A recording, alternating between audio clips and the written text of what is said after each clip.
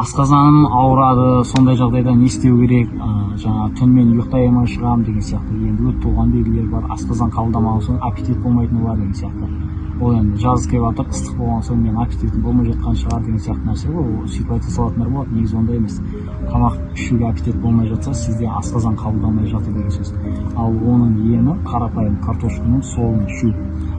Оны бір 10 күн ішіп, 50 граммнан 10 күн демалып, 10 күн ішіп, солай жалғастырған дұрыс. Негізі бір 10 күн ішсеңіз де жазылып қалады.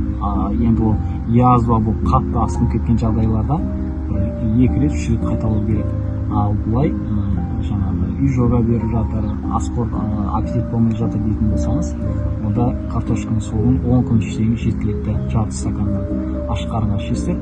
Бірақ бұл картошканың солын ішкеннен кейін жаңағы жарты сағаттай болсын, кемі 15-20 минут жатып тынығып алған дұрыс.